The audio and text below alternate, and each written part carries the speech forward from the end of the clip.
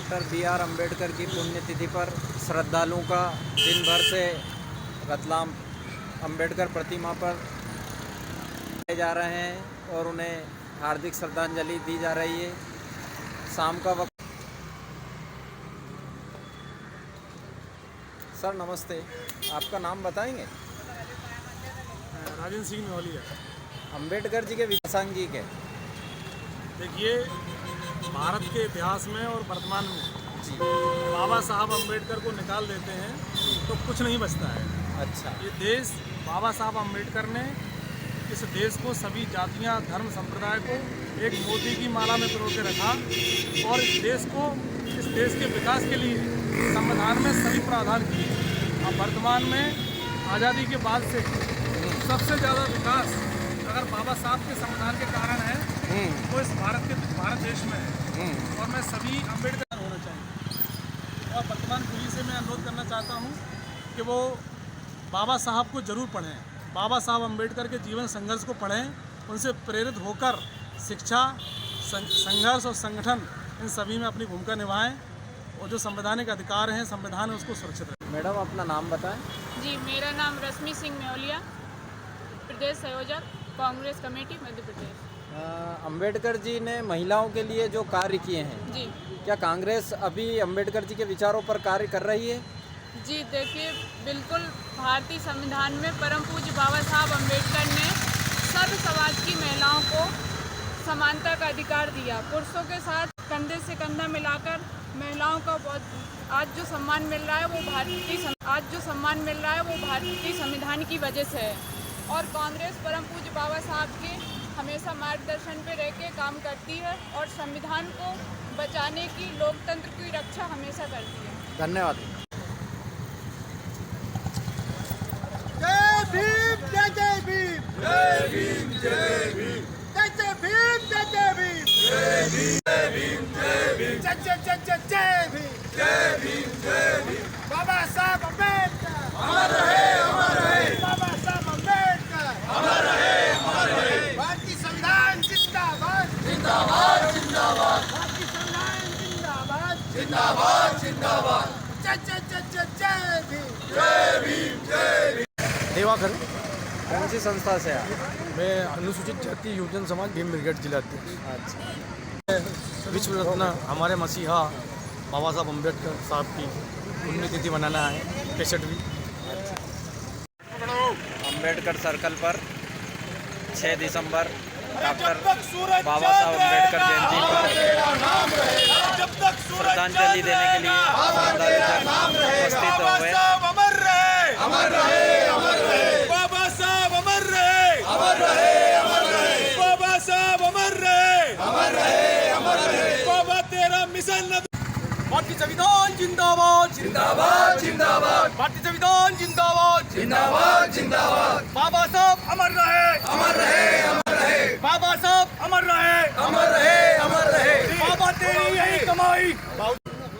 बाबा साहब अमर रहे, अमर रहे, अमर रहे। बाबा साहब अमर रहे, अमर रहे, अमर रहे। भारतीय संविधान जिंदाबाद, जिंदाबाद, जिंदाबाद। भारतीय संविधान जिंदाबाद, जिंदाबाद, जिंदाबाद। जय जय जय जय जय भीम, जय भीम, जय भीम। जय जय जय जय जय भीम, जय भीम, जय भीम। बाबा साहब अमर रहे, अमर रहे, अमर रहे। बाबा साहब अमर रहे, जिंदाबाद, जिंदाबाद। भारतीय संविधान जिंदाबाद, जिंदाबाद, जिंदाबाद। बाबा साहब अमर रहे, अमर रहे, अमर। साहब आप इधर सर अपना नाम बताएंगे?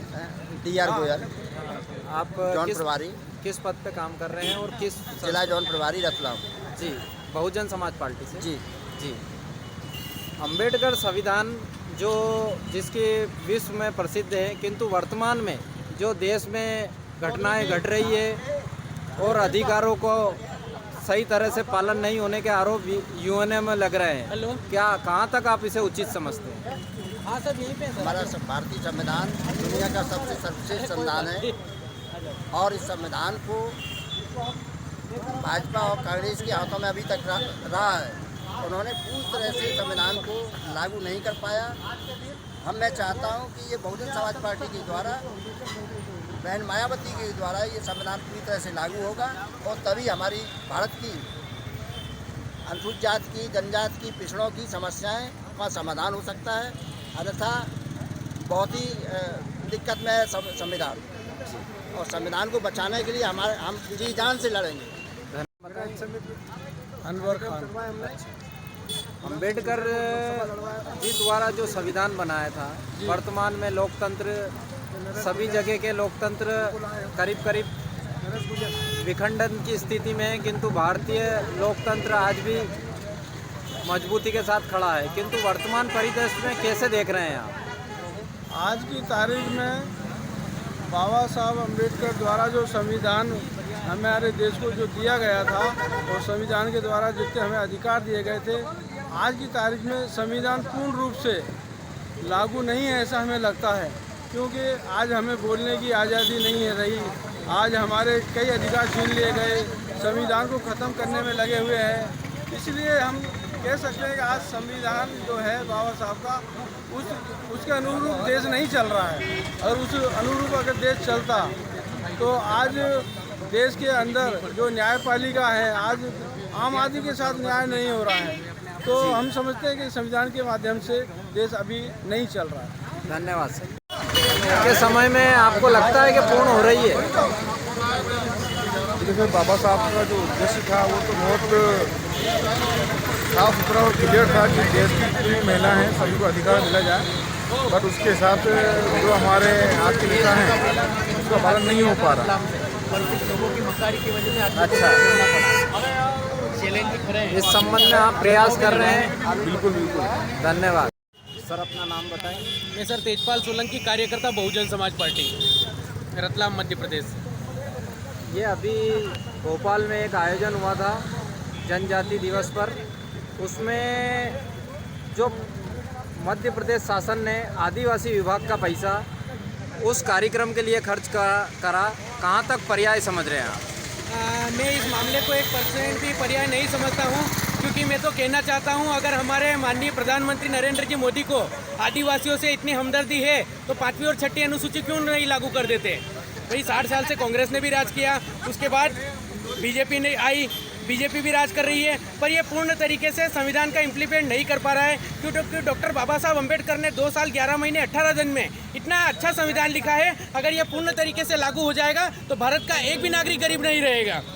इम्प्लीमेंट करने में सक्षम नहीं हुई है। इसी पे एक बहुजन समाज पार्टी ही ऐसी पार्टी है जो पूर्ण तरीके से संवैधानिक तरीके से काम कर।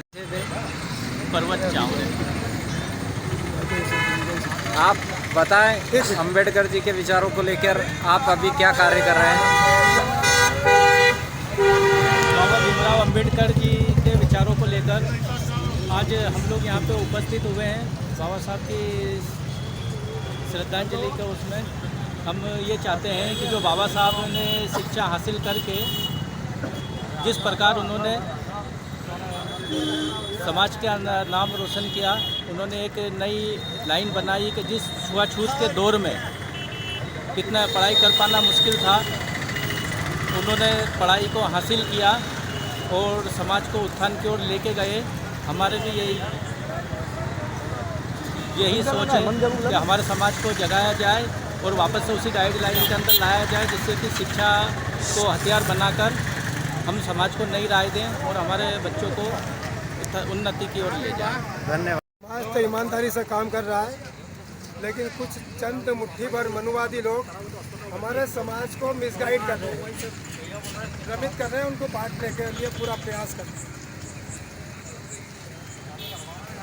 आज पूरे देश में बहुजन समाज के साथ जो हो रहा है, हमारे ही संविधान को हथियार बना के हमारे संवैधानिक हथियारों को ख़त्म करने का प्रयास किया जा रहा है।